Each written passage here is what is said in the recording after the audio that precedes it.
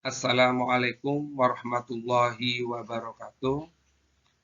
Anak-anak, bagaimana kabarnya? Tentunya semuanya dalam keadaan sehat walafiat. Dan Pak Ridho akan semoga kami semuanya dalam keadaan sehat walafiat. Kita harus menjaga kesehatan. Baiklah anak-anak sekalian, pada kesempatan ini Pak Rid akan membahas tentang struktur dan kebahasaan teks berita.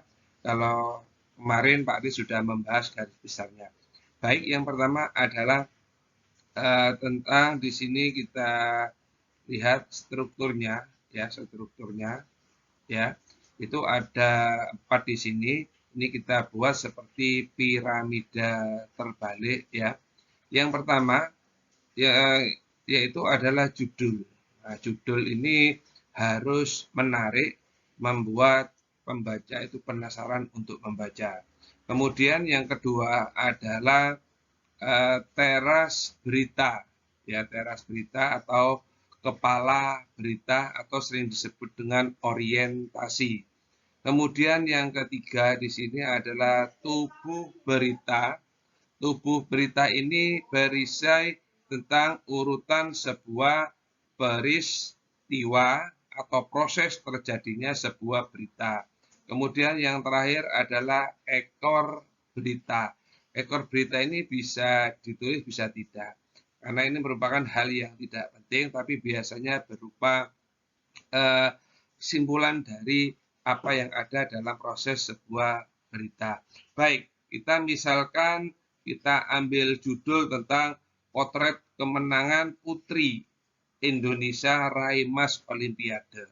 Nah, ini adalah judulnya sangat menarik. Kenapa? Wah, ini kok dapat emas. Wah, ini karena satu-satunya yang dapat emas, sehingga rasa ingin tahu untuk membaca.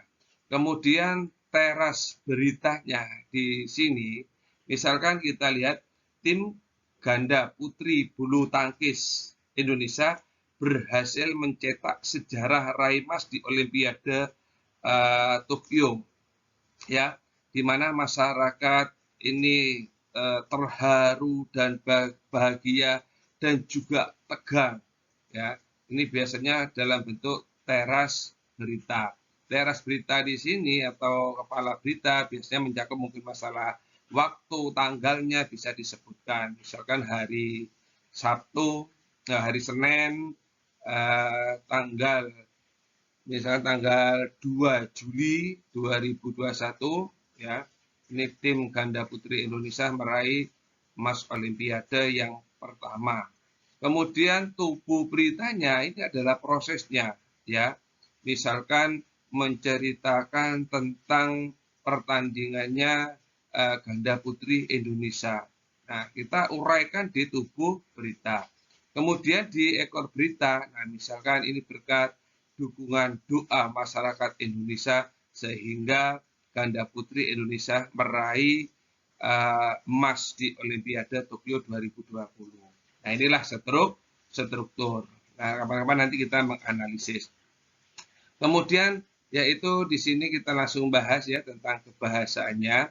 Yang pertama adalah verba transitif dan pewarta. Nah, verba transitif ini adalah kata, ya, itu kata kerja, ya, yang mana memerlukan nomina atau disebut dengan kata benda sebagai objek. Misalkan ibu menanam bunga di pot misalkan. Nah, ini adalah menanamnya itu adalah kata kerja transitif, ya. Nah, ini. Kemudian pewarta ini kalau dalam teks berita adalah kata yang digunakan untuk mengidentifikasi suatu percakapan. Nah, misalkan biasanya berkat perjuangan Gracia Poli, ya, ini meraih sebuah prestasi, kata pelatih tanpa menyerah. Nah, ini adalah berupa semacam percakapan.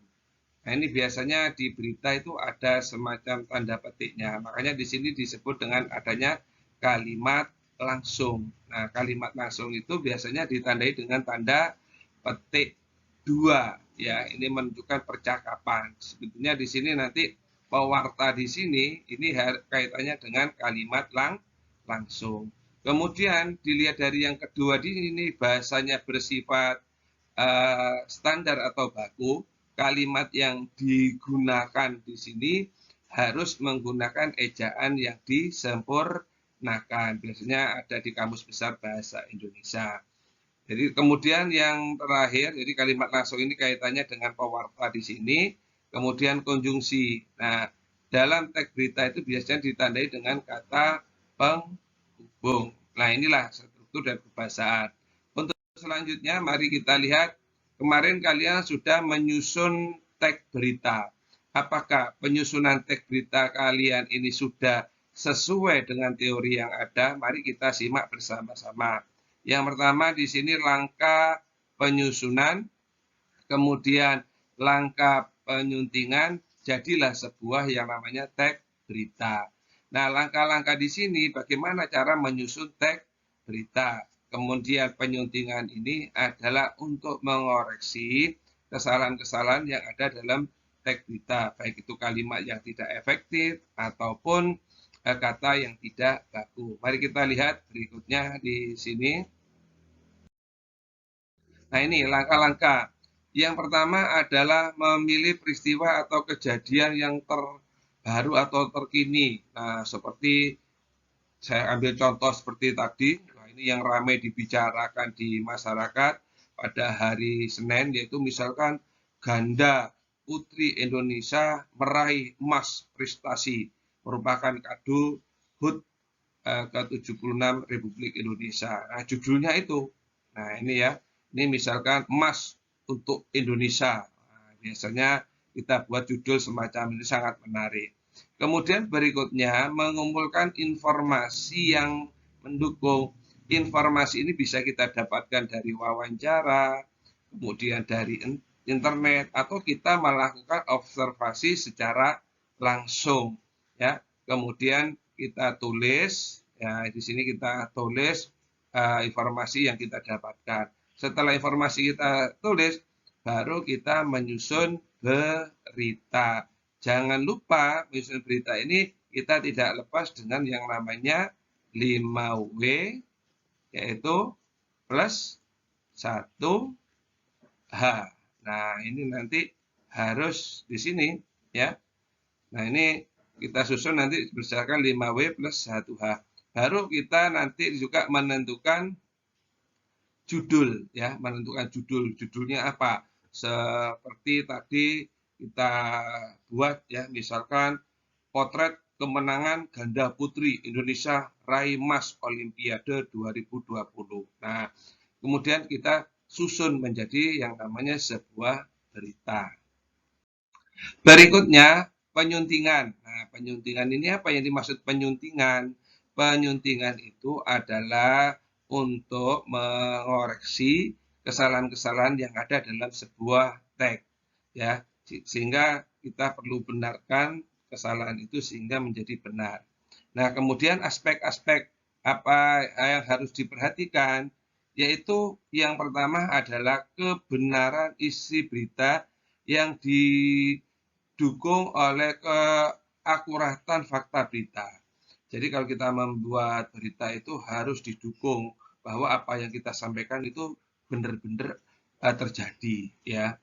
Yang kedua adalah kelengkapan berita ditandai dengan kelengkapan berita 5W atau adik Simba yang tadi sudah saya jelaskan di langkah-langkahnya, tetap kita menggunakan 5W.